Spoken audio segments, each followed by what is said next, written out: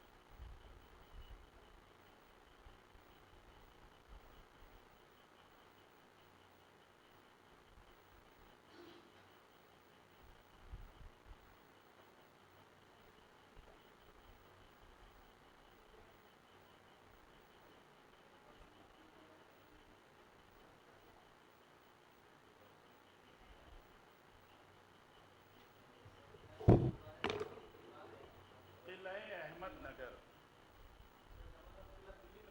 हाँ, ये कैसे हो जाएगा? अहमदनगर इस देश में कई जगह का नाम नहीं मालूम है?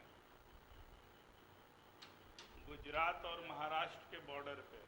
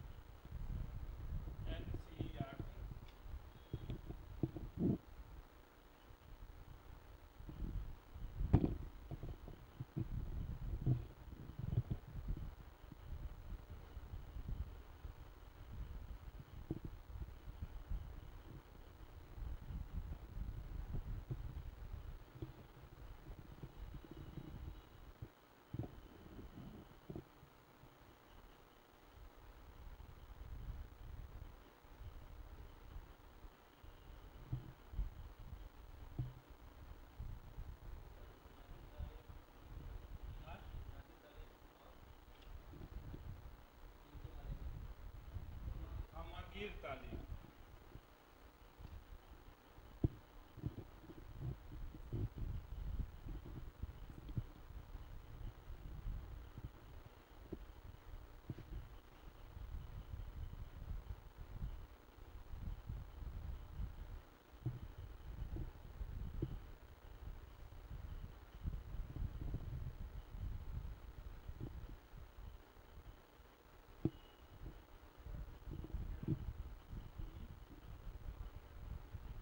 क्या है?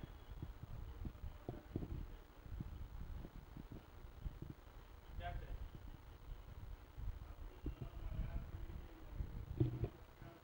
मोहिउद्दीन अहमद।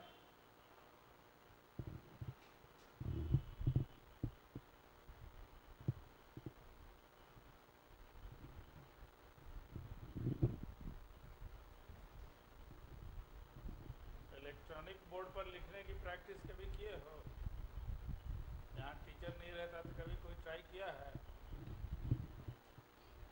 हाँ, क्या तुमने? कॉपी से आसान है या मुश्किल है?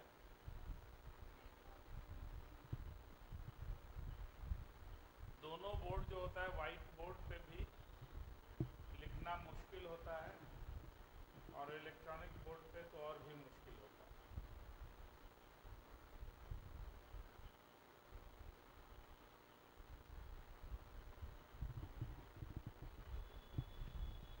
लेकिन टीचर का एक ये टारगेट करना चाहिए कि उस बोर्ड पे साफ लिख सके। आप लोगों को जो ज़िंदगी में काम करना है वो असली यही है कि सफाई से लिखने आए और बोर्ड का यूज़ करने आए। स्कूल में तो मिलेगा चॉक डस्टर वाला बोर्ड, लेकिन हाँ, ब्लैक बोर्ड बहुत तकलीफदेह बोर्ड होता है। अब फैशनेबल लड़की लोग तो कैसे लिखेगी पता नहीं बोर्ड से, पता नहीं।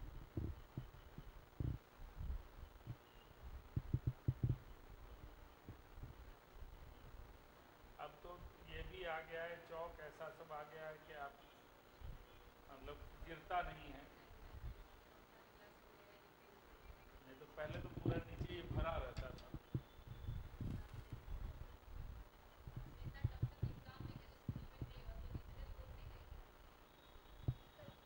अरे तनख्वाह उतनी ज़्यादा मिलेगी, एक एक बोर्ड खरीद के लगा देना है अपनी तरफ से। क्या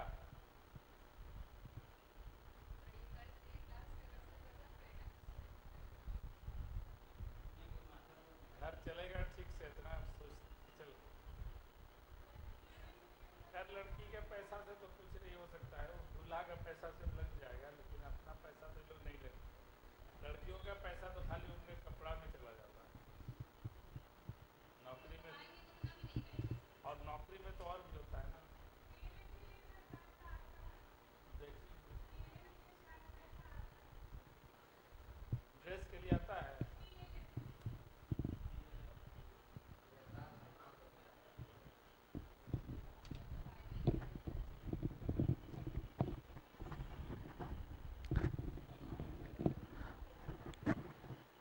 मौलाना आज़ाद के बारे में तो आप लोग हम मैक्सिमम समझते होंगे, जानते होंगे। इनके नाम, इनकी पैदाइश की जगह बहुत पूछी जाती है, क्योंकि जो अनयूजुअल होता है वो क्वेश्चन पूछा जाता है। तो पैदाइश चूंकि हिंदुस्तान में नहीं हुई है, मक्का में हुई है, तो ये बार बार सवाल आता है। तारीख़ पैदाइश साल बहुत आसान है, 1888 है, कोई उसमें ज़्यादा दिमाग नहीं लगाना है। आप जवाहरलाल नेहरू का डेट है मालूम किसी को? अच्छा, ये जीएस में नहीं पूछा जा सकता है जवाहरलाल नेहरू का ज़माना क्या है? भाई इंडिया के फर्स्ट प्राइम मिनिस्टर है ना मॉडर्न हिस्ट्री का, तो किसी को नहीं मालूम है?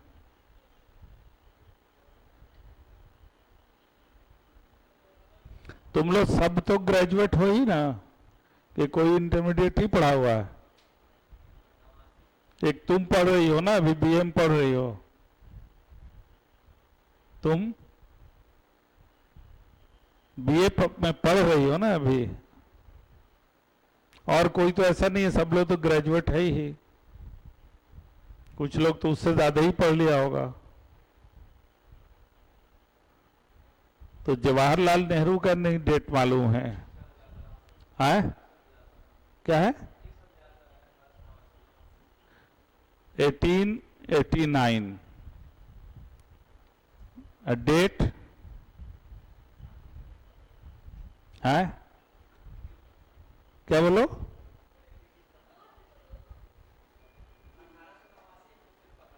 वो तो हो गया, यही बोल दिया। कोई नहीं जानता डेट? अच्छा, इस देश में बाल दिवस मनाया जाता है, ये किसी को याद नहीं है? पढ़ाइएगा जाके प्राइमरी मिडिल स्कूल में, और बाल दिवस नहीं मालूम होगा तो ये किस लिए जा रहे हैं नौकरी करने के लिए? तो बाल दिवस जो 14 नवंबर है वो जवाहरलाल नेहरू का बर्थडे है। कुछ बर्थडे बिल्कुल मालूम होना चाहिए, जैसे 5 सितंबर किसका बर्थडे है? तो राधा कृष्णन फोटो लगा हुआ है। उसी तरह से अबुल कलाम आजाद का बर्थडे क्या है? उस दिन भी बहुत फंक्शन होता है। शिक्षक दिवस तो वो है नेशनल एजुकेशन डे, राष्ट्रीय शिक्षा दिवस। हाँ, शिक्षक नहीं, शिक्षा दिवस। तो अबुल कलाम आजाद के बर्थडे जो है ये 11 नवंबर, हालांकि ये उनका बर्थडे नहीं है, ये गलत डेट पड़ा हुआ है। हमारा आपका कितना लोगों का होगा कि घर में बर्थडे कुछ मनाया जाता है, सर्टिफिकेट में कुछ लिखा रहता है, होता है ना? तो उसी तरह से अबुल कलाम आजाद का भी ये बर्थडे नहीं है। लेकिन अब गवर्नमेंट ऑफ इंडिया ने, उनके एक सेक्रेटरी होते थे प्रोफेसर हुमायूं कबीर, जब वो एजुकेशन मिनिस्टर थे तो उनके सेक्रेटरी होते थे।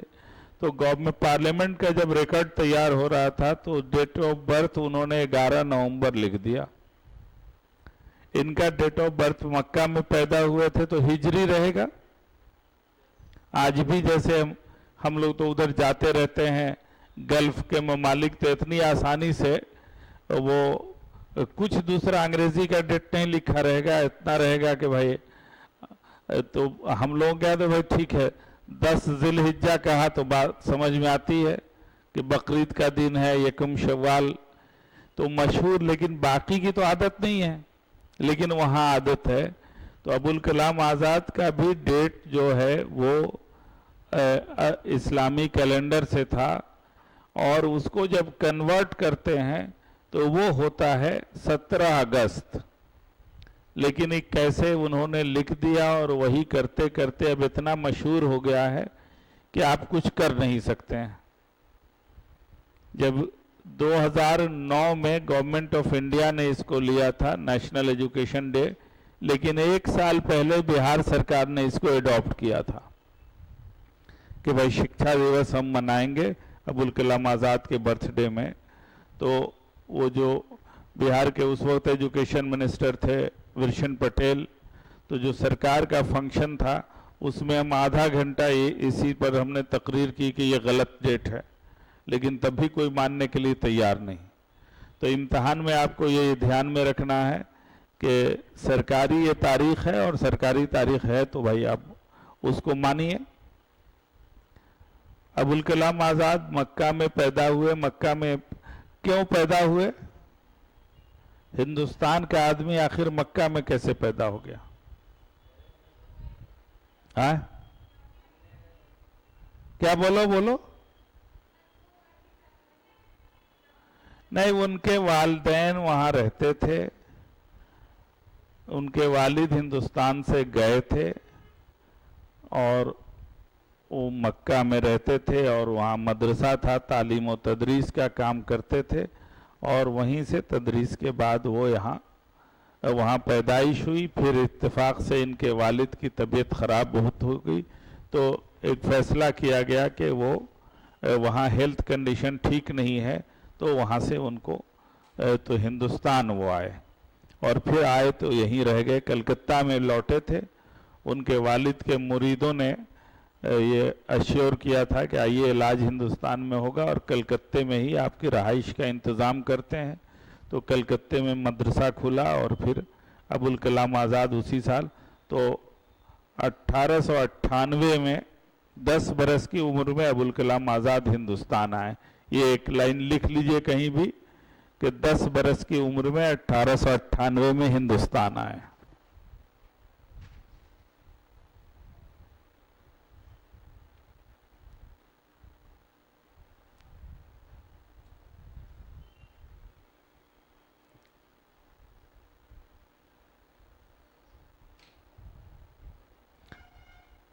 अबुल कलाम आज़ाद का इम्पोर्टेंस यह है कि आप जिस सब्जेक्ट को पढ़ते हैं, उर्दू ही नहीं एजुकेशन को पढ़ते हैं, एजुकेशन के बारे में जो कुछ समझते हैं उसमें हिंदुस्तान में वो मॉडर्न एजुकेशन के पायोनियर हैं।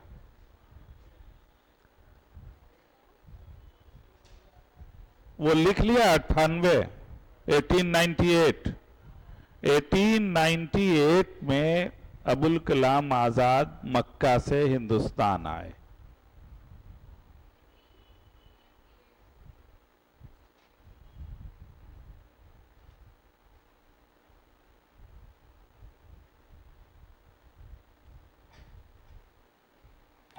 अबुल कलाम आज़ाद की एक चीज और पूछा जा सकता है, आप लोग ये भूलिए नहीं।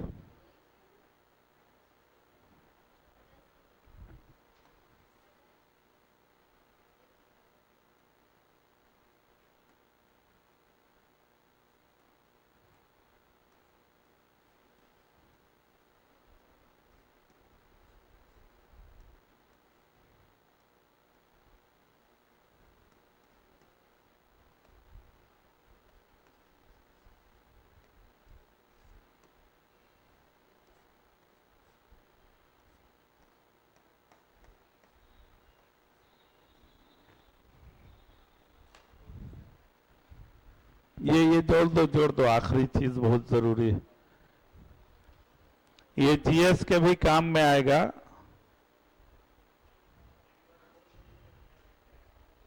क्या लिखे ये बोल दें। अबुल कलाम आज़ाद ने 3 अखबारात निकाले थे, यही वही बता रहे हैं, इतना घबरा नहीं जाना चाहिए, बता के ही जाएंगे। अबुल कलाम आज़ाद ने अपने लाइफ टाइम में 3 अखबारात निकाले। वो नीचे क्या हो रहा है, मोबाइल पे कुछ काम हो रहा है?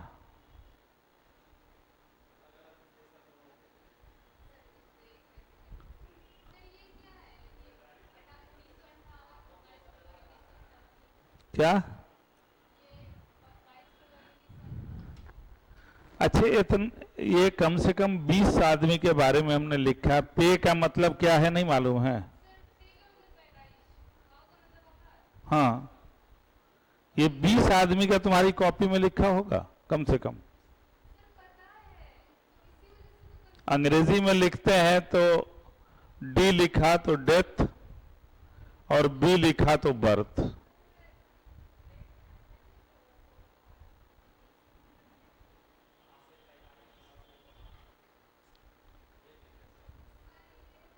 क्या बोलो?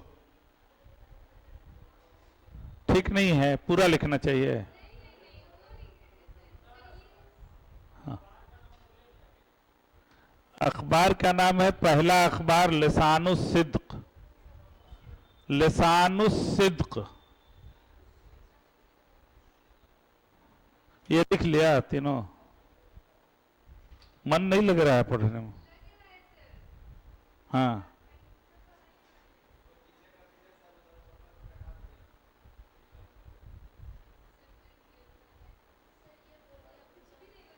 बोलो बोलो।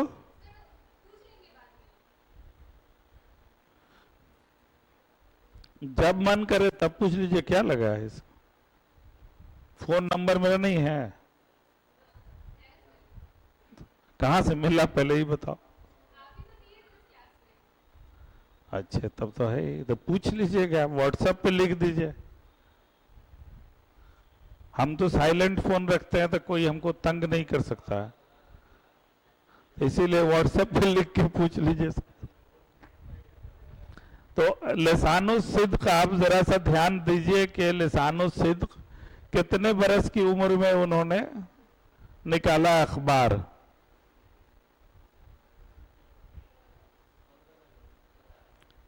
आप लोग इमेजिन कर सकते हैं कि 15 बरस में कोई आदमी अखबार निकाल ले, वो कैसा दिमाग होगा, कैसी तरबियत होगी कि 15 बरस की उम्र में उन्होंने अखबार निकाला और अच्छा खासा 3 बरस वो अखबार निकला है। फिर दूसरा अखबार उन्होंने निकाला जो नेशनल मूवमेंट की हिस्ट्री में बहुत इंपॉर्टेंट है, अल हिलाल, 1912 से 14 तक निकला। फिर सरकार ने उसको जब्त कर लिया तो फिर अल बलाग नाम से निकाला, तो अल बलाग 15-16 में निकला। फिर 16 में उनको बंगाल से निकाल दिया गया। जो देश निकाला होता है तो पहले स्टेट से निकाला जाता था, तो हिंदुस्तान के हर सूबे ने मना कर दिया कि हम अपने स्टेट में नहीं रखेंगे, तो सिर्फ बिहार एक था जिसने मना नहीं किया था। तो फिर बिहार में वो आए तो रांची में नज़रबंद रहे और 44 महीने नज़रबंद रहे और तब जाकर उससे छूटे हैं। तो फिर 1920 से नेशनल मूवमेंट का हिस्सा हुए। अबुल कलाम आज़ाद की 3 हैसियत बहुत ओपन है। एक तरफ वो आलिम दीन है, मदरसे की पूरी तरबियत थी।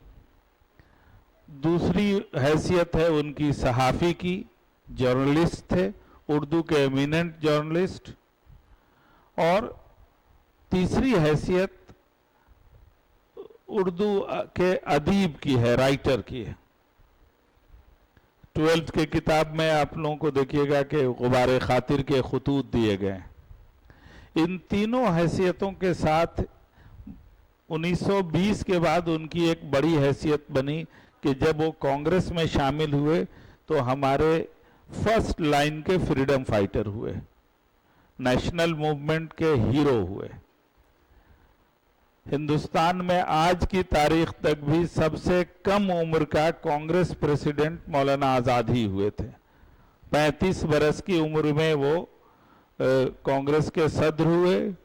और उनके बाद कौन कांग्रेस का सदर हुआ? 1923 में कांग्रेस के सदर अबुल कलाम आज़ाद हुए। तो कांग्रेस प्रेसिडेंट नहीं पढ़ाया गया है तुम लोगों को जीएस में? देखिए, तो गांधी जी अबुल कलाम आज़ाद के बाद हुए हैं प्रेसिडेंट। फिर अबुल कलाम आज़ाद जब 40 में हुए तो 40 से लेकर 46 तक 6 बरस तक लगातार कांग्रेस के सदर रहे। तो ये कांग्रेस प्रेसिडेंट की हैसियत से उनका ये रिकॉर्ड है और इसकी बड़ा इंपॉर्टेंस है। उसी तरह से ये जो गुबारे खातिर किताब है ये जेल में लिखी गई है। और 1942 के आंदोलन के दौर में जब बॉम्बे में 1942 का जो आंदोलन है उसका क्या नाम है?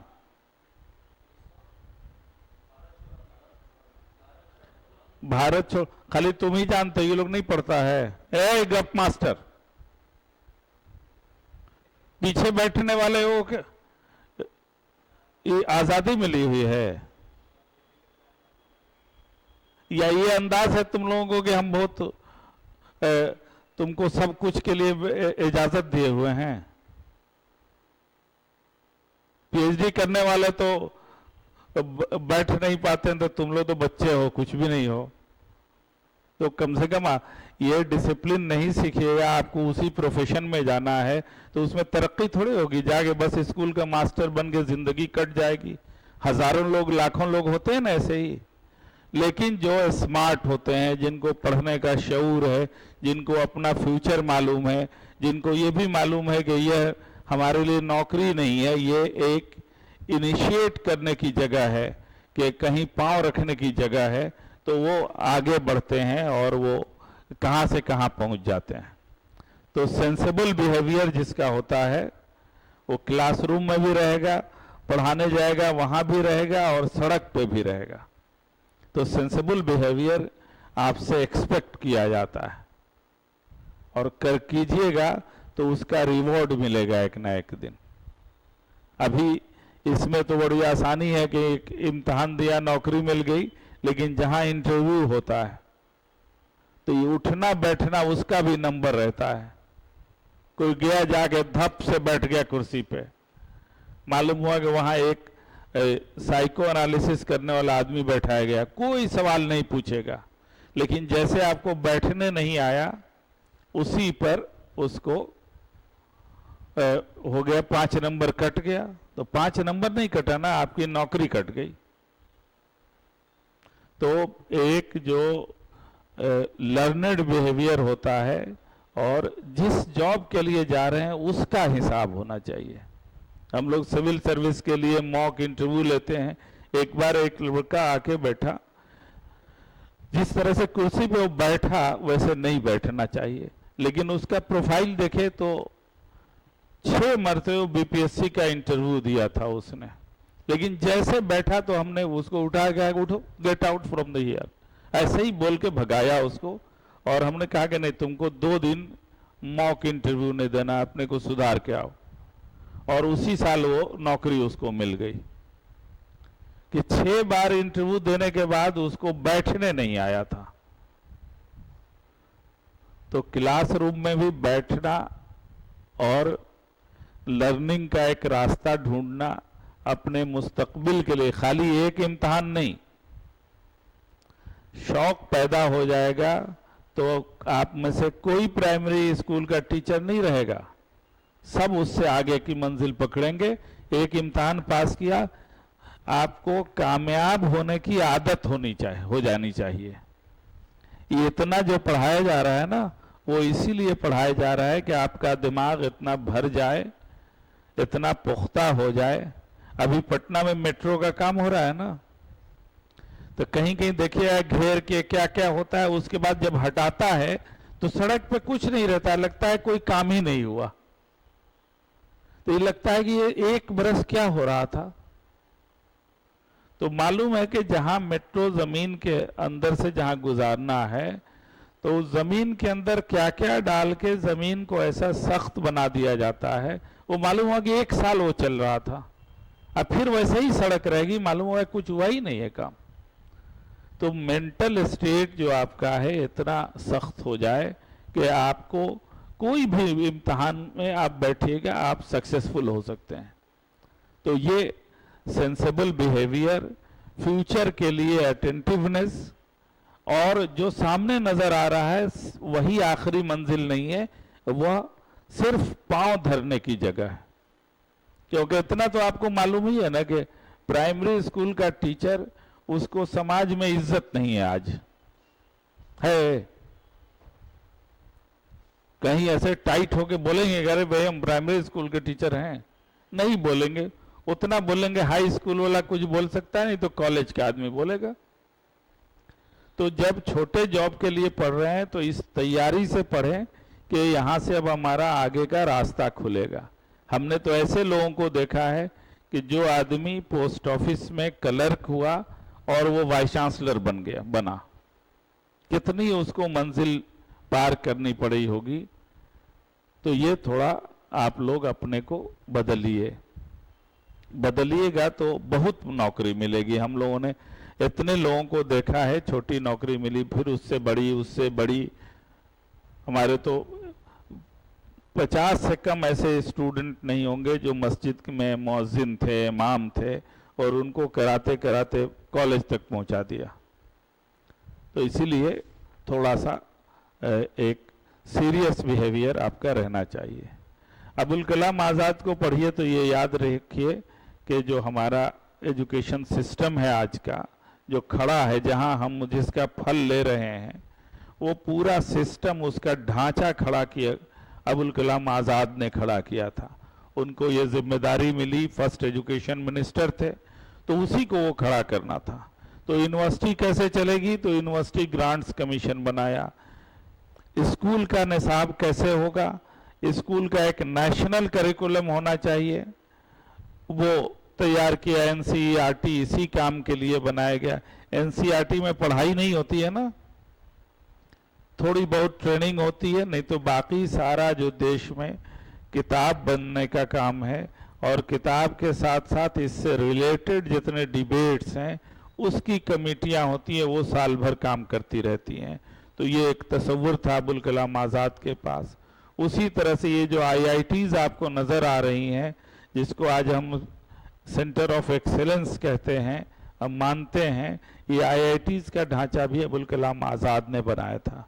तो ये अबुल कलाम आज़ाद को सिर्फ आप उर्दू का एक अदीब नहीं समझिए, सिर्फ एक मदरसे का फारिग मत समझिए, उर्दू का एक जर्नलिस्ट मत समझिए, बल्कि हमारा जो पूरा एजुकेशन सिस्टम है उसको अपने कांधे पे लेके उन्होंने खड़ा किया था।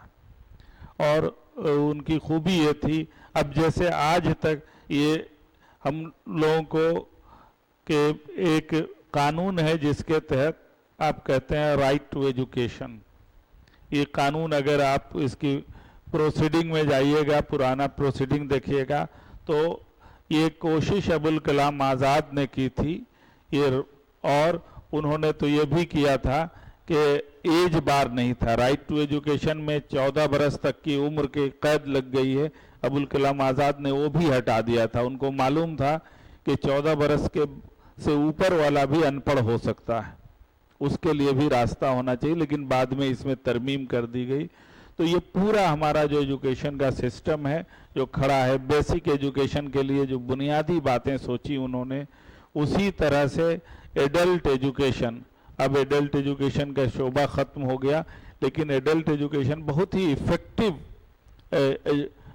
ये डिपार्टमेंट था। और इस देश में जो साक्षरता की दर बढ़ी है तो उसकी वजह भी अबुल कलाम आज़ाद की ये जो एडल्ट एजुकेशन था कि हमारे पास आज़ादी मिली तो 50 बरस का आदमी भी है लेकिन अनपढ़ है, तो उसको पढ़ाने का एक बाज़ाब्ता सेटअप तैयार हुआ।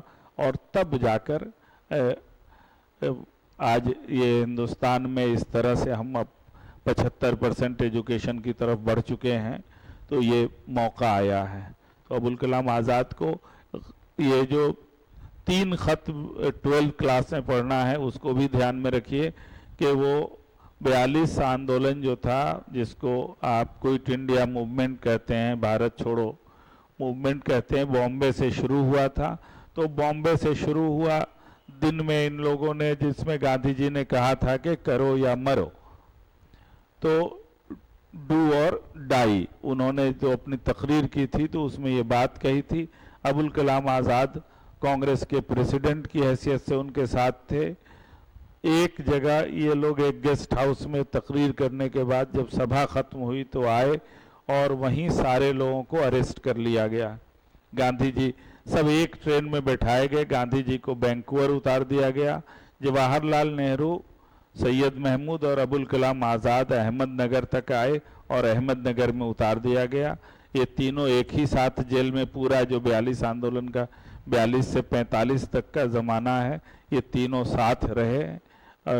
वहीं उन्होंने अब जेल में जो बहुत लिमिटेड काम होता है, अचानक अरेस्टिंग हुई थी तो इनके पास किताबें भी नहीं थी पढ़ने की, तो अबुल कलाम आज़ाद ने एक प्रोसेस शुरू किया कि एक उनके दोस्त थे हबीबुर रहमान शिरवानी, अलीगढ़ में रहते थे, उनके नाम खतूत लिखने शुरू किए और ये भी लिखा कि इसमें कोई सियासत की बात नहीं होगी। वो पॉलिटिशियन नहीं थे, वो लिटरेरी पर्सन थे, तो उनको ख़त लिखा 1 2 3 करते करते ये खतूत 24 अदद हो गए।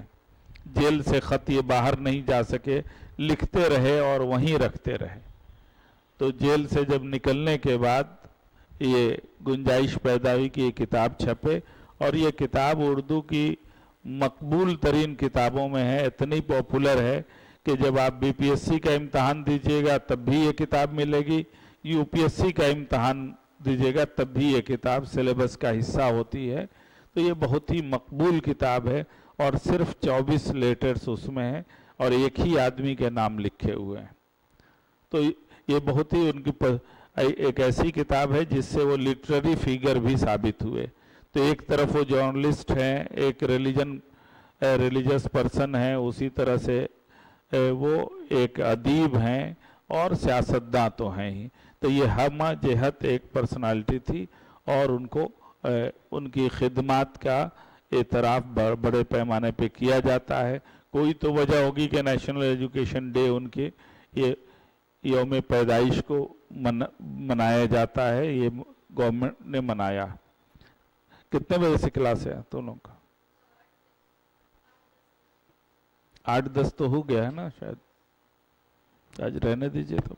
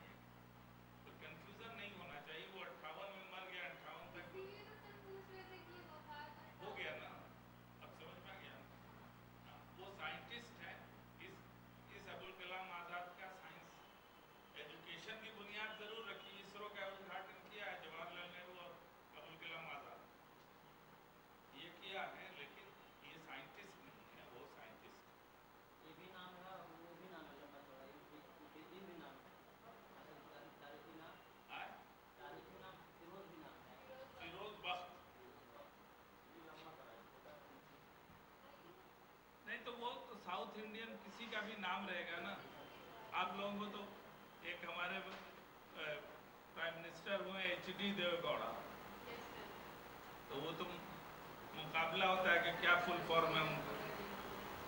तो वो होता है कि साउथ इंडिया में ये भी एक है कि गांव का नाम, बाप दादा का नाम, फिर गांव का नाम, ये सब उसका हिस्सा होता है। नॉर्थ इंडिया में नहीं होता है इसका। नॉर्थ इंडिया में तो अब आजकल तो ये भी चलन हो गया कि एक ही वर्ड, सिंगल नाम।